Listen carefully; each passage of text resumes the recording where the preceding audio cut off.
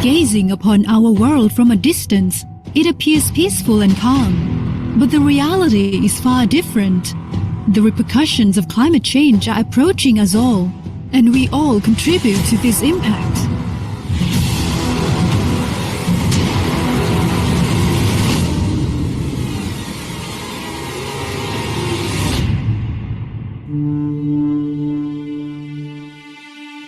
By 2050, projections indicate that over 3 billion people will reside in various urban centers in the Asia-Pacific region alone. Urban activities are a key contributor to climate change. Cities are responsible for 75% of global CO2 emissions, with transport and buildings among the most significant contributors. And since 2012, the Asia-Pacific region has collectively been responsible for more than half of global greenhouse gas emissions yearly. The repercussions of climate change are imminent and befalling us all.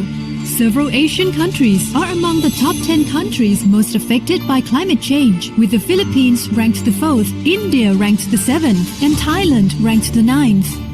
It's time to act, and we have a joint responsibility to address climate change through urban development planning and design guided by climate data. That's where Urban Act comes in.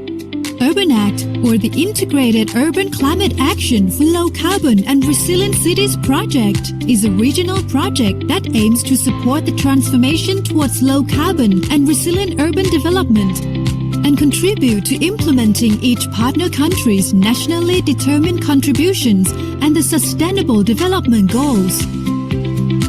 Funded by the International Climate Initiative, or ICI, commissioned by the German Federal Ministry of Economic Affairs and Climate Action, or BMWK, Urban Act is implemented in 5 partner countries: China, India, Indonesia, the Philippines, and Thailand, with a duration spanning 5 years from 2022 to 2027.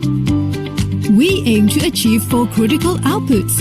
These outputs include improving the institutional environment for climate-sensitive urban development, using evidence-based, inclusive, climate-sensitive, spatial and urban planning, identifying project concepts for urban climate action investment, and enhancing knowledge through regional networking, exchange, and learning. Our collaborative partnership comprises the Deutsche Gesellschaft für internationale Zusammenarbeit GmbH, or GIZ, as a project leader, and the international partners consisting of the United Nations Economic and Social Commission for Asia and the Pacific, or ESCAP, United Cities and Local Governments Asia Pacific, or UCLG ASPAC, the University of Stuttgart, and TU Dortmund University, and national partners in each of the project countries. To promote and showcase a sustainable integration of climate change into urban development, Urban Act implements its support in 14 pilot cities across the 5 countries, recognizing the unique context of the partner countries and aiming to improve the country's specific policies and regulatory frameworks. Furthermore, we engage in joint operations with the Indonesia-Malaysia-Thailand Growth Triangle, or IMTGT, implementing initiatives in 6 cities within the IMTGT sub-region. We are all standing on the edge, and every decision and action we take today will shape our future for generations to come. It is not just a choice, it's a collective responsibility that falls on each of our shoulders. It's time for us to unite and journey towards low-carbon, resilient urban development. Join us in the Urban Act, Joint Action for Climate-Friendly and Resilient Cities. We are stronger if we are together.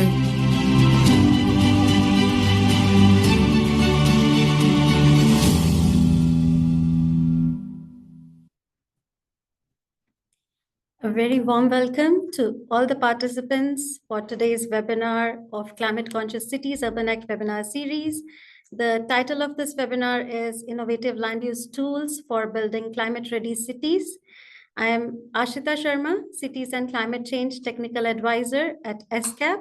And I feel very happy to moderate today's webinar. And also you would know why I am so happy over the period of time when I'll introduce the expert speakers of this webinar. And I'm glad to mention that we have more than 270 registrants from Asia Pacific and beyond for today's webinar. And that indicates keen interest in the topic. So this webinar, as I've mentioned, is a part of broader Urban Act project, and the main objective of the Urban Act webinar series is to promote understanding and knowledge of participants on how to build integrated climate actions that support both low carbon development and urban resilience, and also to raise awareness of key innovations and emerging topics that are shaping the future of climate action in cities. Also, the important objective is to build and strengthen partnerships, not just within the Urban Act project, but also with a wider network of organizations, institutions, and experts who are working in the related fields. So through these collaborations, we aim to encourage cross-learning and joint action for climate-ready cities.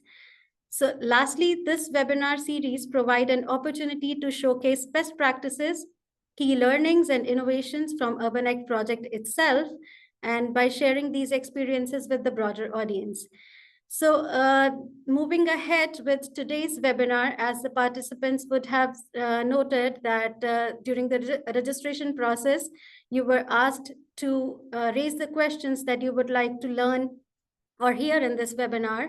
So thank you to all those who have responded, and this actually has helped the organizing team and the expert speakers to make sure that the content is as relevant as possible.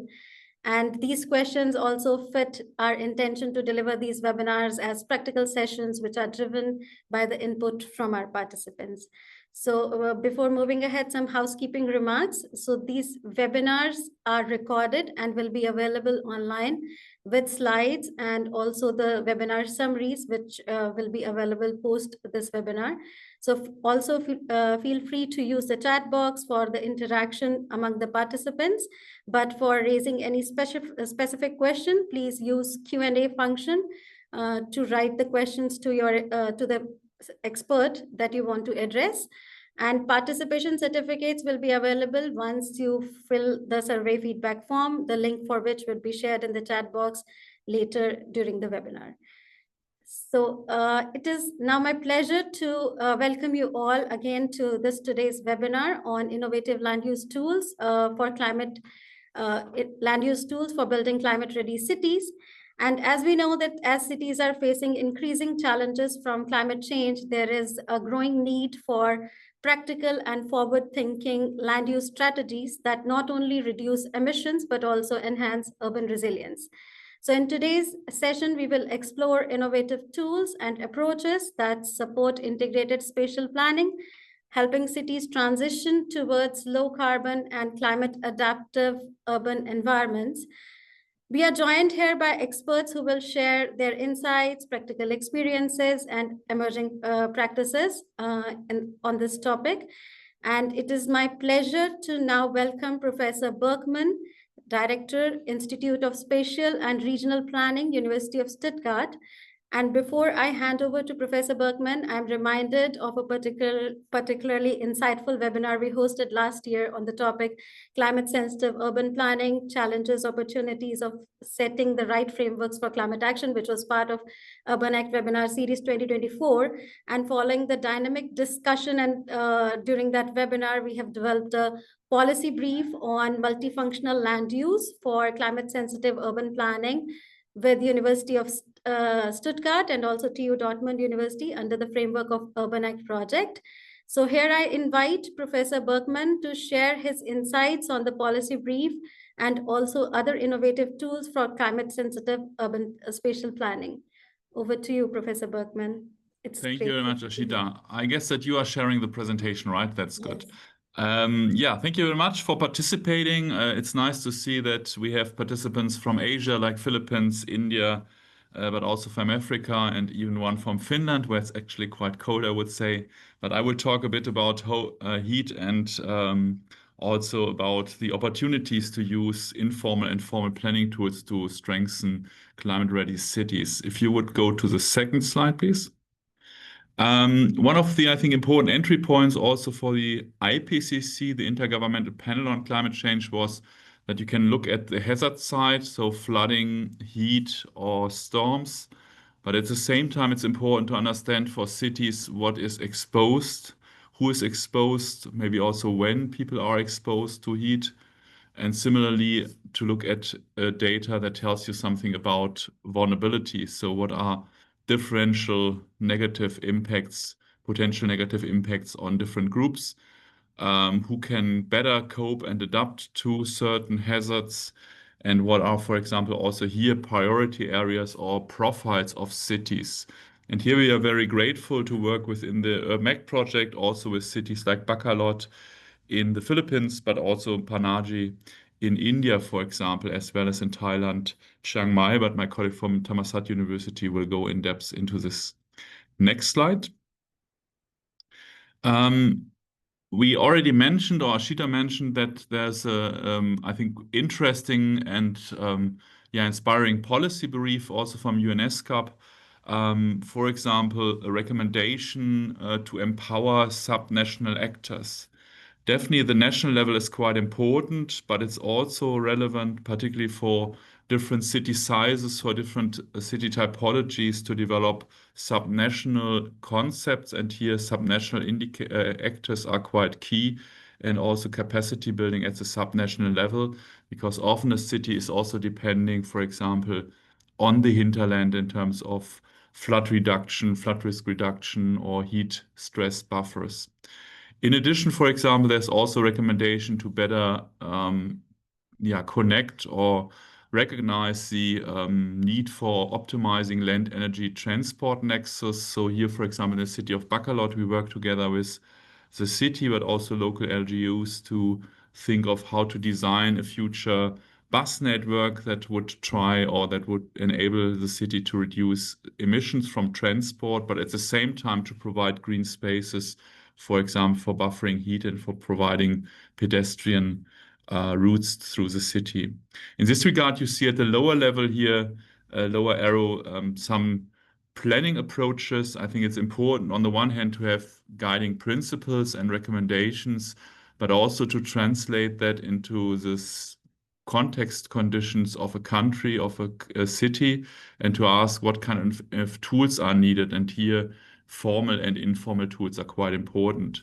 I would, in my next 7 minutes, would outline some of the findings we have. For example, here in Panaji, you see that people say we already install air conditioning or fences in hot times in the flats, but at the same time, for example, moving to a heat-adapted living space or neighborhood is seen as an option, but most likely occurs in the future. But this means then for urban planning that we have to design better heat-adapted neighborhoods. Next slide, please. Important is, next slide, Ashita. Important is also what is the information base. For example, here we work together with the city of Bacolod. We have definitely also here a lot of informal settlements, but as you can see, a lot of water runs from the hilly areas towards the sea. And some of the areas that are particularly prone to flooding are also, for example, encompassing important sensitive or critical infrastructures. So here our emphasis on the one hand to better understand socioeconomic disparities, like people who have very limited income to cope with flooding, but at the same time to assess what happens if, for example, electricity or transport networks are disrupted. What does it mean for the daily life of people? Next slide, please.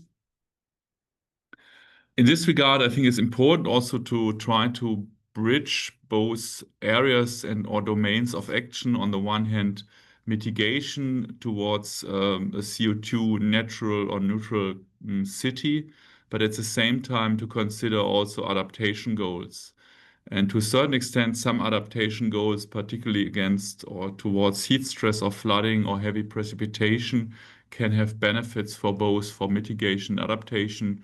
For example, the access to green space, the provision of green space would allow, on the one hand, shading maybe for heat stress, but at the same time, these kind of green spaces could also be used to transport water through the city without causing major damage. In some cases, you might even have to prepare a street that the water flow runs over the street, but definitely parks are normally also a good option or green spaces, connected green spaces, to allow the water to flow through the city without having major damages.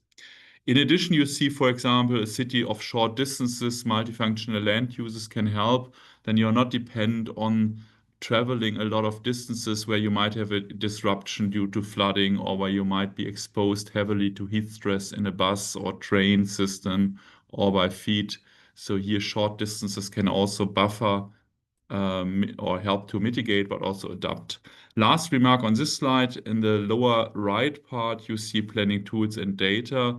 For a lot of planning processes, also in Europe, but also in Asia, you need good data to convince people that these kind of planning approaches make sense.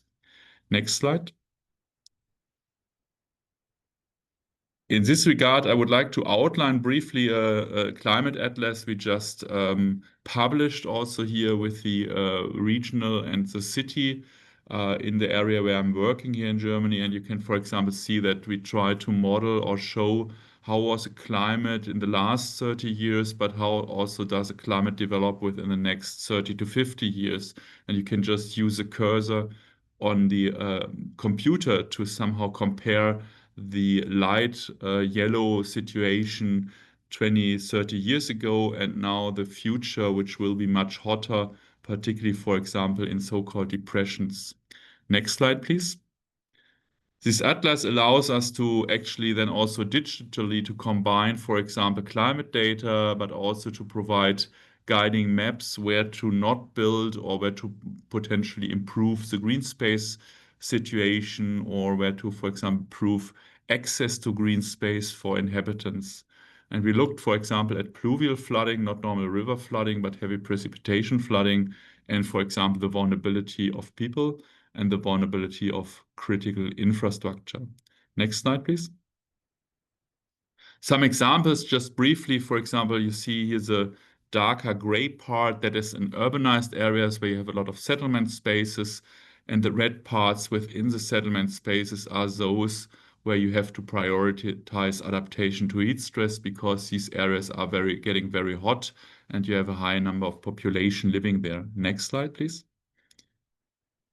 We then also looked at human vulnerability, and here we differentiated on the one hand demographics, so age, but at the same time also income or socioeconomic capacities.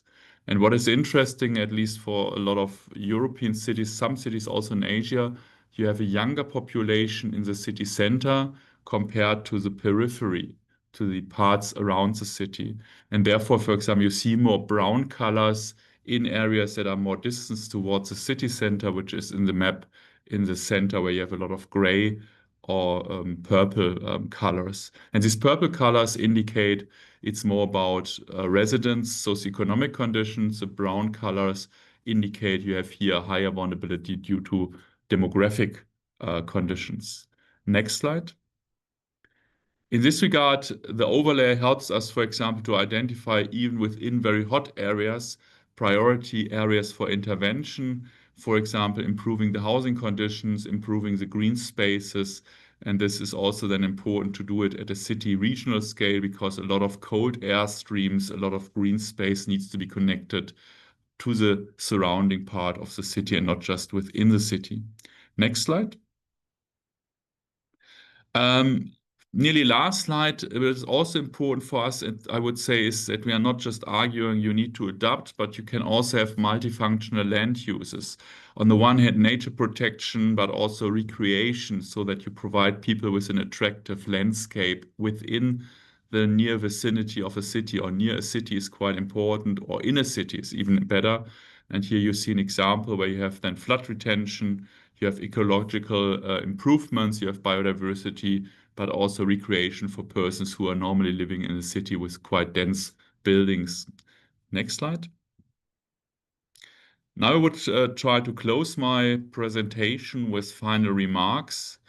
On the one hand, I would say it's important to ensure that local adaptation, also local mitigation strategies are based on good data for the hazard, for flooding, heat, but also on exposure, who is exposed, what is exposed, and vulnerability information about humans and infrastructures.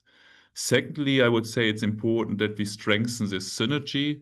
Blue and green infrastructure, for example, water in the city or green spaces, help to mitigate, reduce CO2 from the air, but also help to adapt in times of heat stress. In this regard, I would see even that informal planning tools such as information and communication are quite important to empower subnational actors. So here I would suggest it's better to not just run into legal issues, but to also have information tools that empower actors rather than just laws. And last but not least, I would say multifunctional land use and city and regions of short distances can help to really optimize this land energy transport nexus. And we documented that, particularly also, I think, Ashita, in the ESCAP policy brief.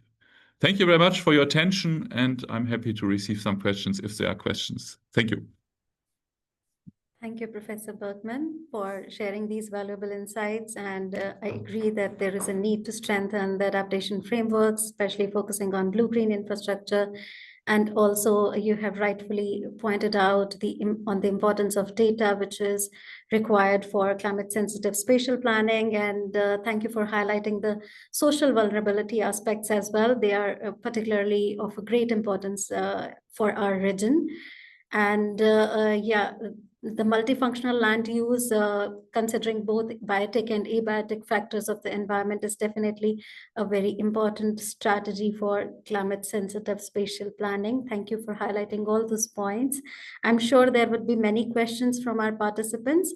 So participants, please feel free to post the questions to Professor Bergman on Q&A in the Q&A section, and we can later ask those questions after the expert presentations are over, and Professor Bergman can share more insights based on your questions. Thank you. So moving ahead to the next expert speaker for the day. So it is my pleasure to introduce Professor Anne, as we call her, from Thammasat University, Thailand, to share the perspective from Asia Pacific in general, and also the specific efforts which are made in Thailand for climate sensitive spatial planning. So Professor Anne is Director of Urban Futures and Policy Research Institute at Thammasat University, and she had been associated with Urban Act since through the Thailand component, and it is great now to hand over to Professor Anne for her valuable insights. Over to you, Professor Anne. Yeah. Thank you so much, Ashita, for your introductions. And please just call me Anne, and I'm very pleased to be here. My presentation will focus on 2 case studies in Thailand where we try to develop the multifunction land use, just like what Professor Bergman mentioned. So I'm going to take you through that. And the way I'll present, I will focus on 3 main things. I think the first thing is what is the rationale why we need a multifunction land use is very important in in a pressing context in Thailand. And the second one, I think the process of how we can come up with the multifunction land use strategy is also important.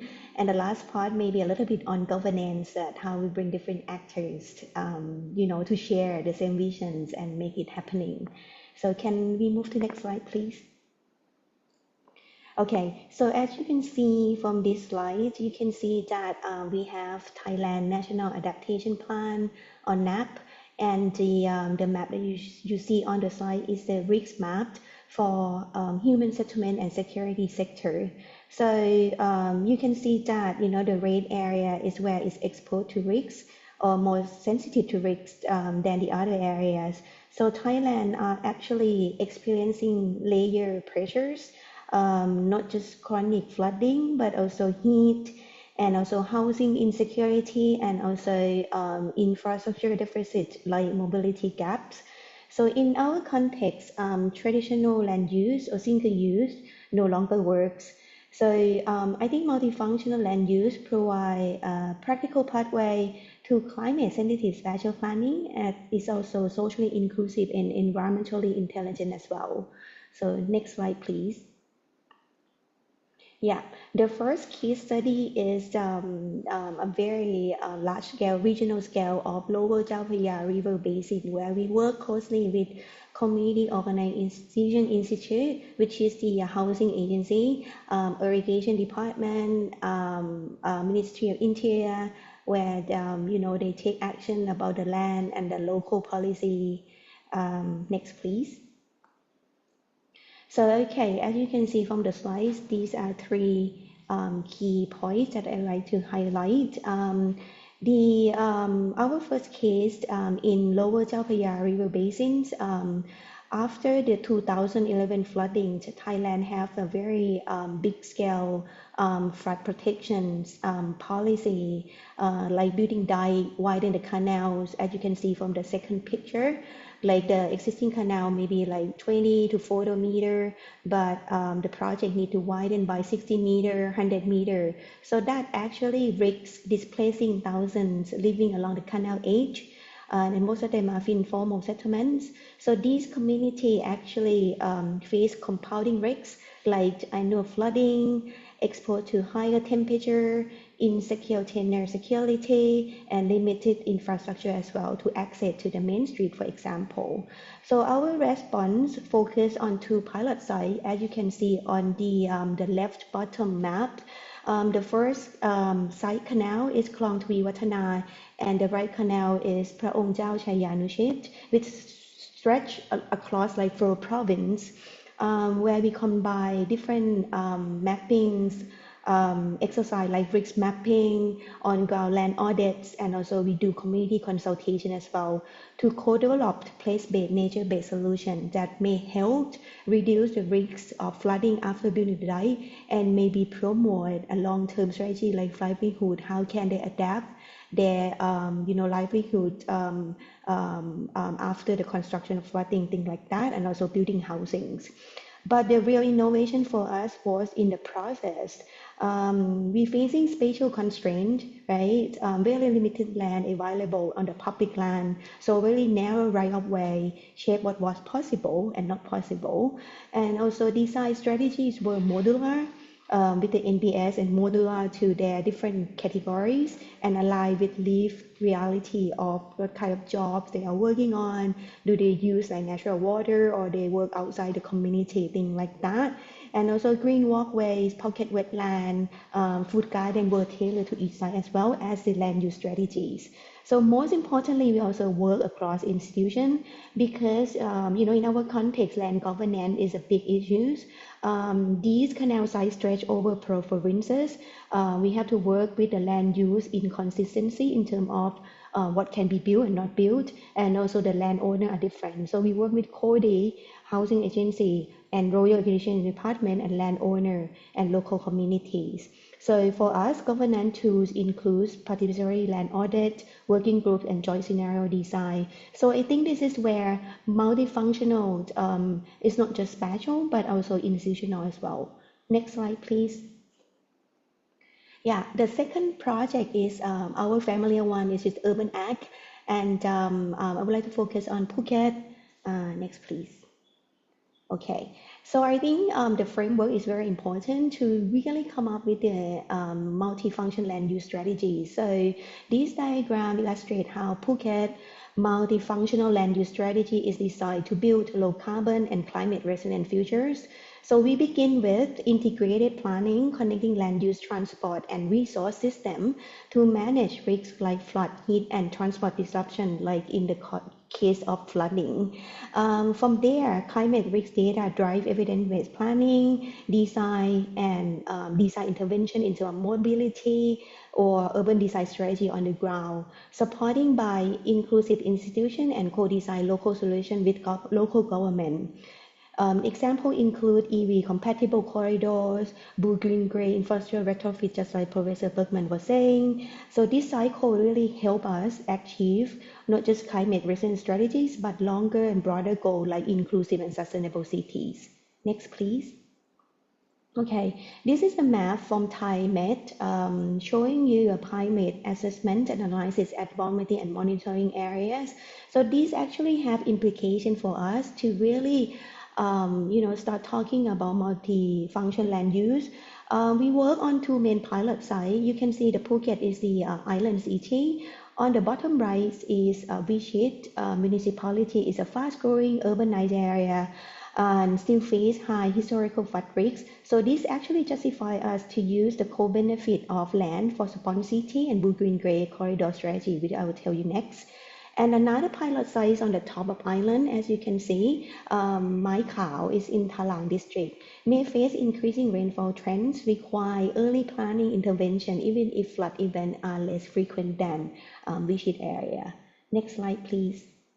So the same structure, in Phuket, the challenge may be different from Chao Phraya River Basin, but it's as urgent. So we need to retrofit a rapidly urbanized area like Vichit sub-district to address flooding, heat, mobility without expanding land use because there are only like 10 or 20% land left, without going on the hill.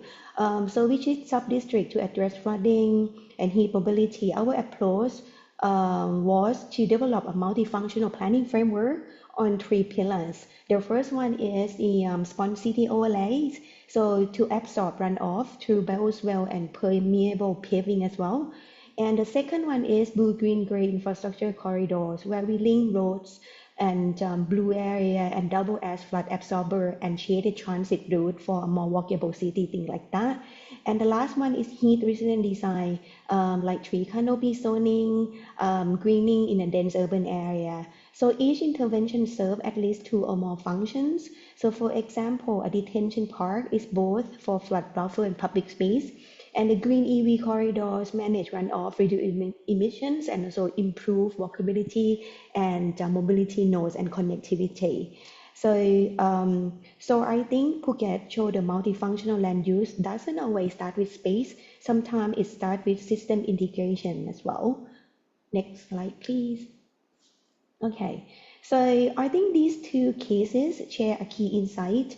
Multifunctional land use isn't just a design challenge, it's also a governance challenge, especially in the Thai context. In both projects, to enable multifunctional land use, I think it means the first thing is about data. Developing risk maps, zoning constraints, what you can build and cannot build, tenure condition is very important. The second part is actors. We have to bring multidisciplinary different actors at the beginning, like local municipality, national agency like CODI, RID, landowner, and community at the beginning. And the last part is rules and regulations. How can develop zoning overlays to promote a more flexible use of public land? So our work showed that it's MLU is fully possible with flexible governance as well. So next slide, please, which is my last slide. Okay, so to close, I think multifunctional land use helps city do more with less. Land budget and capacity, time and human resources is emerged not just from good design, but I think the deep process and governance is very important as well. And as we've seen in both Bangkok and Phuket, I think this is already happening and it's not just theoretical anymore. So I would like to end my presentation here. Thank you.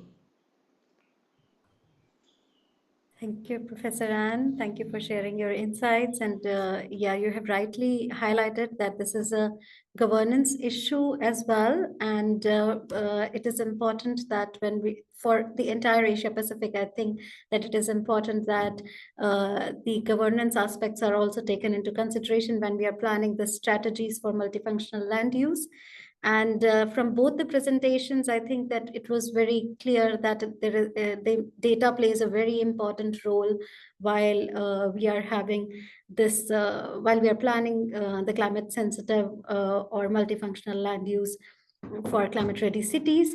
Thank you for all the valuable insights and highlighting the Thailand case studies for both for Phuket and Chao Phraya River Basin.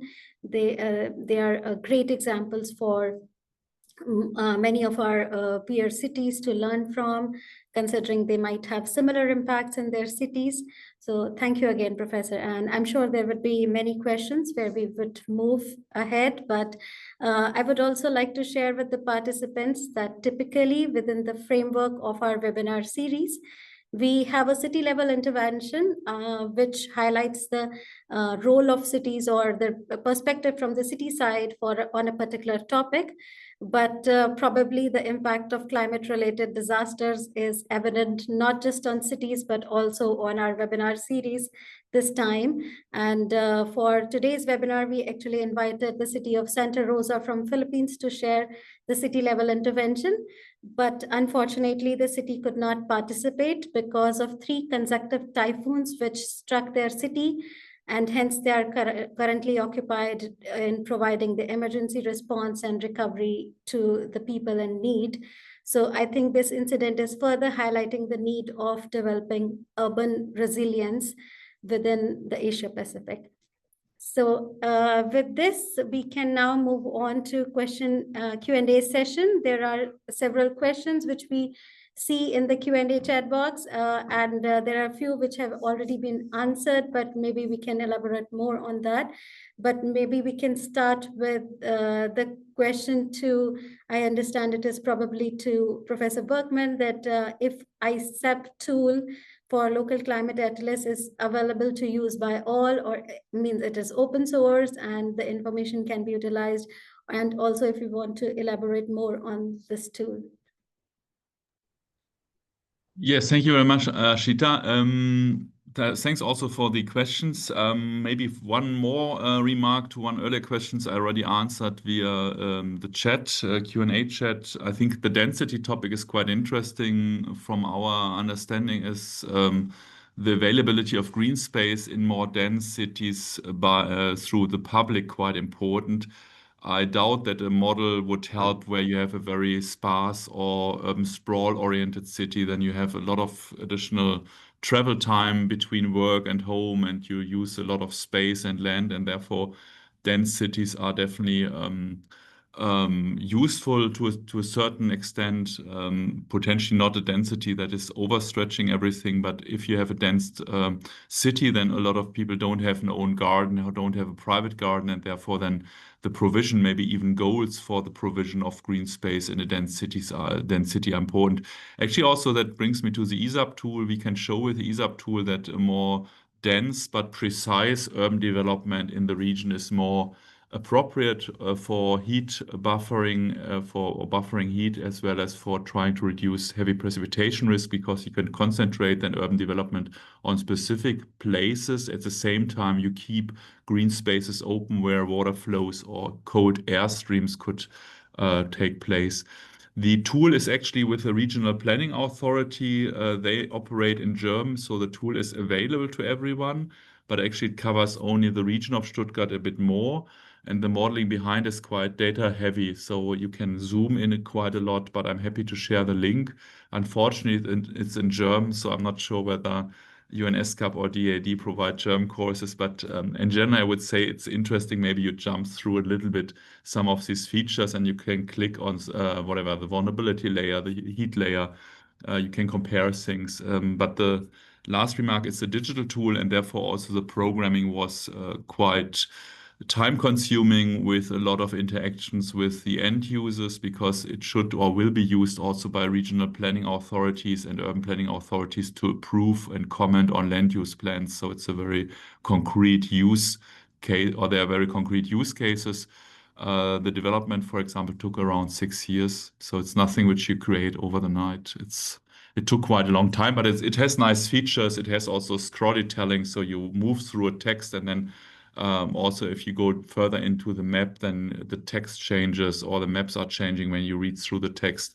So this is, I would say, also an interesting feature. And there's maybe last remark of this tool.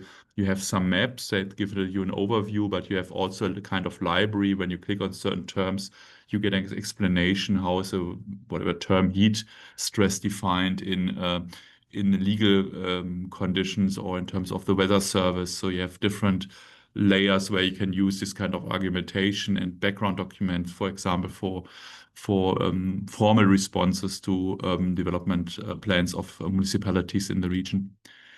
Thanks. Thank you, Professor Bergman. I think that was very informative. And for the participants, maybe as a post-webinar material, we can also share the link to ESCAP tool so that you can have broader understanding to that. And based on what you have highlighted about density, our next question is more related to the governance aspects, and also density plays a role in this type of scenario. So maybe both of you can intervene and can respond to this one, that if there is a difference with observed in acceptance or readiness of levels of multifunctional land use in region, where land markets are highly private real estate agencies driven. So the regions where the government have more control over these markets. So if there is any challenge that we face, if there is more, because in Asia Pacific with the increasing urbanization, we see that especially in many tier 2 cities, this is very common that private real estate agencies play a predominant role. So any insights you would want to share on that? Maybe we can start with Professor Anne. Okay, so let's take to thank you. All right, I think it's already happening in our case study in Phuket as well, where the land price is very expensive. It can cost like 100 million baht per square per rai, which is 400 square meter. Super expensive, and the land regulation is very strong because it's hillside, and the regulation doesn't allow you to build on the high hill. So within that, the land market heavily private driven, but the concept of share resource, which is like in the climate change, like water resource, the place to manage waste, right? Waste plant and solid waste and water waste has already been shared, because I don't think they have choice. So for example, I saw different like in other big city in Thailand, where the suburban area may be the place for main city waste, but in the case of Phuket, it's different way. Like sometimes they have to plant the solid waste plant in the main city because the strategic location is there, and they share the resource with the peripheral area in terms of they can manage the solid waste together. Maybe the peri-urban area, which is also fast-growing city, like which I spoke about, pay for the cost of the plant. So it's already happening on the ground, but Phuket is a very specific case because it's very private driven. And so I think so we try to utilize what the existing concept like share resource to a more like in the case of flooding or drought, because in some area they have more water resource because underground mine was used to store water right now. So that privatized as well. So we try to develop something like share resource for other cities, and also underground water conservation. There should be a measure in the more state-led that can help the private owner not selling lands, but preserve the old mine to be a very important water resource for their own city and also surrounding cities. So something like that. Thank you. Thank you, Professor. And because you brought the topic related to waste, I also it reminds me of a case study where the city had really developed a very good strategies related to multifunctional land use. A lot of zoning aspects were kept into consideration, but yes, again, one of the important point of city services or the services for municipal corporation, that is waste management, was not taken into consideration, and they had like just one place for dumping the entire city and no spatial or directional interventions were considered. Yeah, so all the services and all aspects, they need to be highlighted, and like you have pointed out in your presentation, that governance is also a very important aspect when we are considering multifunctional land use. Professor Berkman, if you want to bring up some points related to that.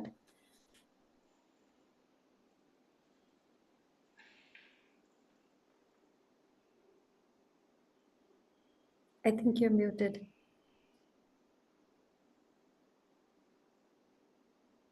Sorry, what is the question to me? Yes, so if you want to highlight any of the experience that you had where there was easier access of developing strategies for multifunctional land use, where the governance structure was more appropriate and private owned real estate agencies had little control. Anything you want to highlight? Yeah, thanks. Sorry, I was in the chat answering some questions that maybe not so good. Then one is distracted from hearing the questions here. It's difficult to say. I mean, we have on the one hand, I would say, for example, in the Philippines, in the city of Bacolod, some very active people at the local governmental level, and then also I would say cooperation and activities can nicely develop there. My experience here in Germany is that with a stronger regional governance levels, or in the Netherlands, regional institutions are a bit more powerful, meaning that you have cities and their province, for example, the provincial level. This can also help if you have directly voted members of a regional council or of a province. But overall, I think it depends also. You have to create, I would say, first a bit sensitivity, that you have to act, for example, on specific topics, thematic-wise, that heat is not just, I mean, normally in Europe, we perceived heat as something nice. Now we're seeing that a lot of fatalities actually occurring during extreme heat. And therefore, then this provision of green space has a different priority, and you might have to have targets. It's not just that you say the architect should just do a bit vertical greening and everyone will be happy, or you do rooftop gardening. That's for some very special people with a lot of money, or it's not replacing the need to really ensure the measurement of access to green space, I would say, and the quality of green spaces. Yeah, and last remark, I think it's yeah, it would be important that there's later on, if you agree on an informal basis, for example, also local government units in the Philippines, that you later on have a consensus, but you implement this into a more legally binding framework document. I mean, if everything stays very abstract or very general in an informal area, then some actors could say after 2 years, it doesn't matter anymore to me. So therefore, then also, for example, specific guidelines to big investors or the cooperation with real estate companies can help. I mean, and I understand also real estate companies, they need to make money out of urban development projects, but in some case, I would say green infrastructure, blue and green infrastructure even increases the value of buildings, and therefore then it's important that they buffer also the development. It's not just for wealthier people, but for example, here in Germany, but also in some Asian cities, we have a percentage of flats that are reserved for low-cost housing. And these kind of measures, I think, are important. Yeah. I'm not sure whether I 100% answered the question because I was responding in the chat, but I hope I could give some answers. Thanks. Thanks, Professor Berkman. You have rightly pointed out to the response to the question, and it is not the similar question, but building upon that, what you have just said. So, what do you think are the biggest challenges that the cities generally face when they want to integrate climate change adaptation strategies with urban land use planning? So, especially with reference to adaptation strategies, what are the challenges that cities might face? Sure. Is it a question to Anne? Yeah. Good. We can take turns. All right. Okay. What we face a lot is I think there are two main challenges. The first one is a rigid zoning law in our Thai planning system.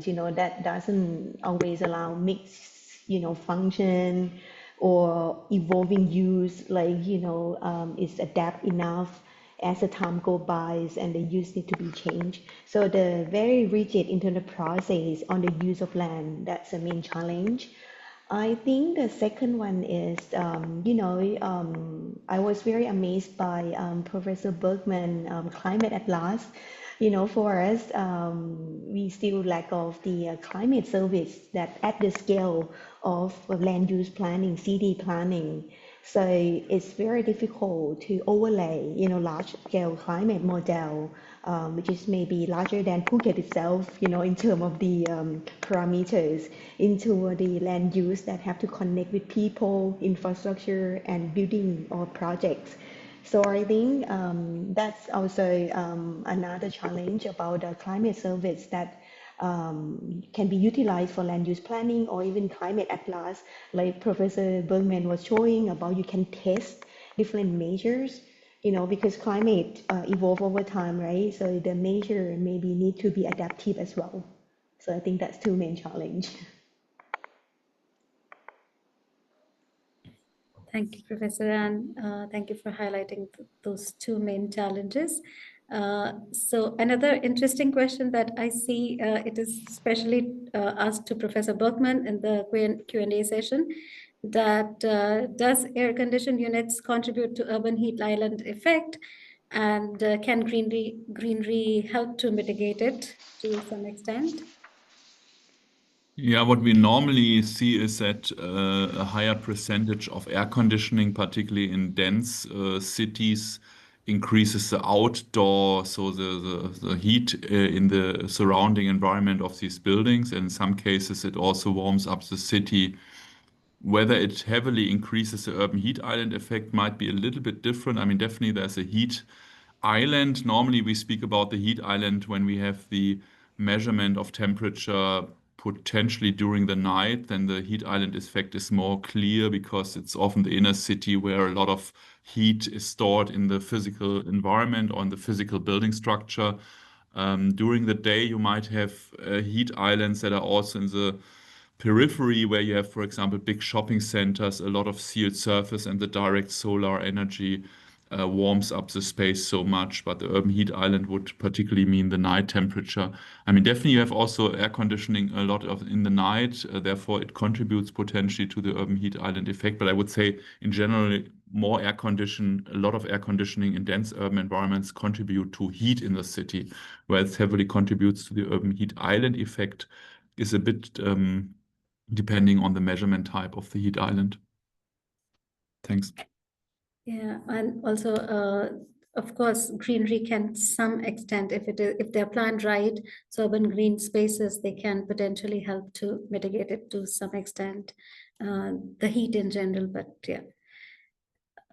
Okay, thank you, Professor Bergman. So I think there is another question to Professor Ann, which Professor Ann was probably typing as well. So if you want to elaborate on that, Professor Ann, that considering that it is important to have many government actors involved from the early stage. So what are some methods and process where we can engage relevant stakeholders from the beginning?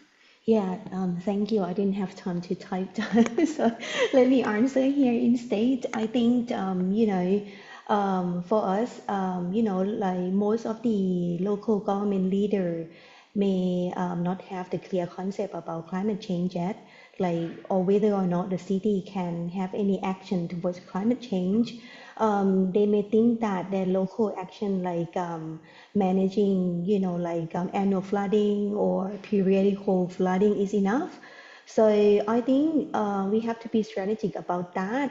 So first of all, what we did is we stock take the existing local policy that they want to promote their city to be more livable. For example, in the case of Phuket, they want to become walkable city and smart city. So we've been fighting for that to get the infrastructure investment. So when we look into that, we have to find linkage between, like let's say walkable plans and the climate strategies. Like clean air strategies, that you allow you to walk, and also maybe, connectivity with shaded walkway, EV corridors, and the road can be walked during, even though it's flooding, things like that. So we have to combine and find linkage with the practical policy that they focus on to longer term. And the second thing I think is that, to really bring them in the beginning, I think there's often the local tycoon as well, that, kind of like a key driver for city investment. So we always, ask local government about their different, private sector or local tycoon that really share the same vision, that they want to promote a livable city. So within that, we look at the what are existing projects, like in the case of Phuket, it's the smart city.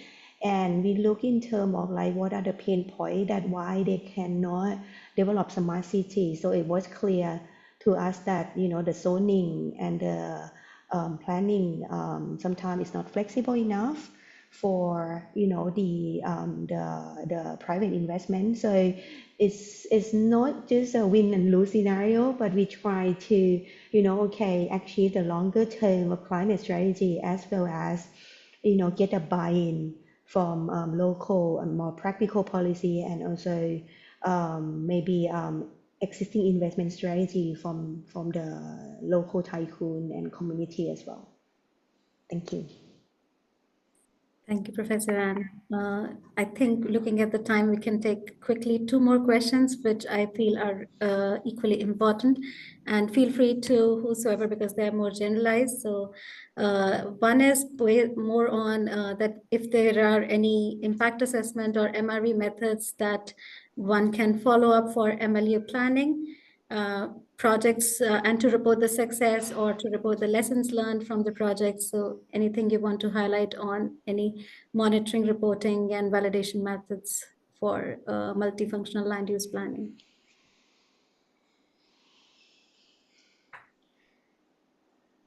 I can try to answer the first part, and then Anne would be potentially the best person to give a comprehensive answer.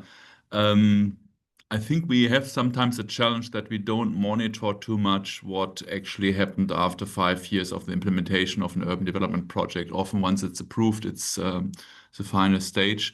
The landscape parks here in the region are normally then, I would say, yeah, checked, or after a while there are certain reports about the region itself, or the city, for example, has a program on planting trees, but sometimes you don't know in which places they plant the trees. So just reporting the numbers would be potentially not sufficient. But definitely the acceptance of certain parks, and here, for example, here close to the city was a conversion of a parking lot to a public space that is very much used. I think that's helpful. And I would assume that qualitative and quantitative evaluations are helpful. In many cases, this is not done systematically for improving green or blue infrastructure. Often it's when the approval takes place and the implementation, then also normally the authorities I know are then, somehow say that the project is done. But on the other hand, I think it makes a lot of sense. We are discussing this, or this is discussed in the IPCC at the moment, also what are learning tools. I think it would make a lot of sense to try to monitor from time to time how people perceive the quality of green spaces or the buffering capacities for heat stress, flooding within the city. As we do within the ERMAC project, we try to evaluate a bit what are responses that have already been conducted by people, what are also responses where people might say this can only be done in the future. So back to Anne. Thanks. Thank you. What was the question again, the second half? The M&A. Yeah, so how the impact assessment or the MRV methods, they can help to monitor the multifunctional land use planning projects, or if there are any lessons learned, how we can further implement them. Yeah, I don't think it exists in our spatial planning yet, but maybe in a sector-based like transportation. But I think it's very important to monitor. Maybe it's not direct answer, but something that we try to do longer term than just 5 years, right? Like Professor Bergman was saying, because condition change. Like in the case of housing strategy that I talk about, Chao Phraya River Basin, of course the upfront challenge is to require public land to build housing, right? So people don't have to move and they have like basic need.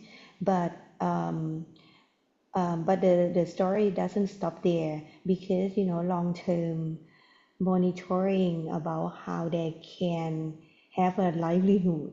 That's the main objective of acquiring land, the public land for public goods. So right now, we try to formulate a new type of budget with the national government we call resilience budget, as in it help community to adapt with new living condition. Because when you have diet, right, the way you manage water will be totally different, and your current jobs survival strategy is maybe like you have like small fish farm, frog farm, that you require natural water, things like that. So this kind of like funding from the national government maybe help us to monitor what work, what doesn't work, and help community that they can organize themselves to come up with a new strategy to use the land that adapt with the changing environment and also the construct of the diet and the housings. It's not a direct answer, but I think monitoring is very important. So without data, maybe we don't get funding from the national government, Professor Bergman. So I think that related.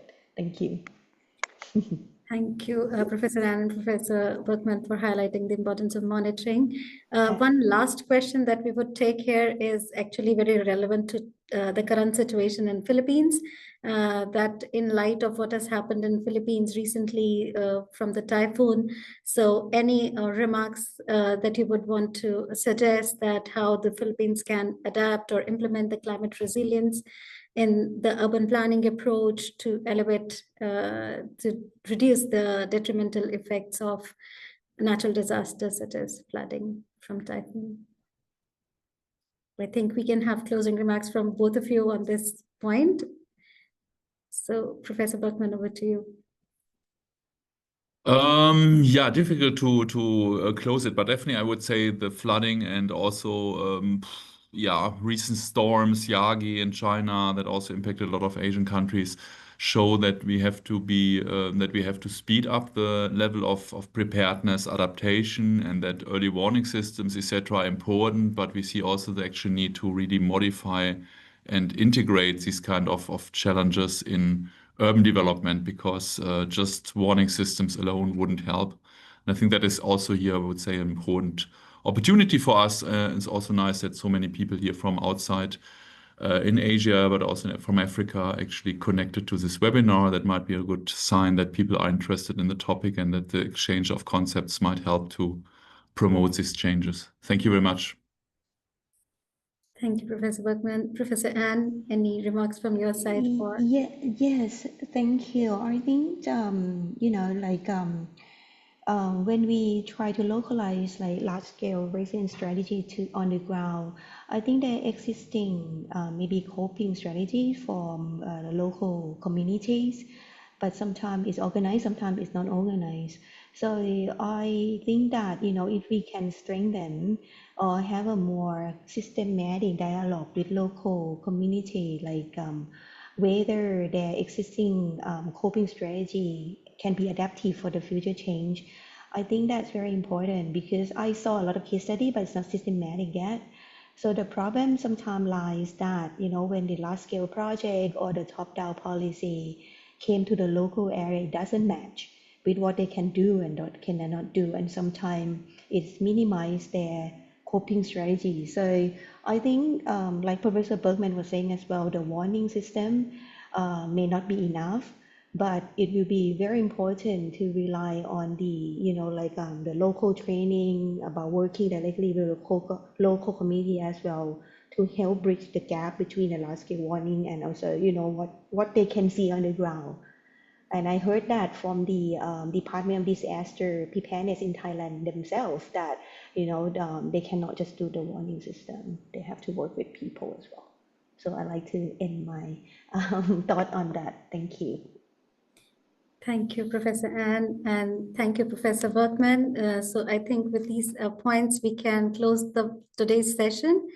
So thank you for all the valuable insights and suggesting the actionable policy recommendations as well, and also suggesting various innovative tools which can be used for climate sensitive spatial planning. And also a big thank you to all the participants who stayed up with us throughout the session, and for all the interesting questions that you have posted in the Q&A box.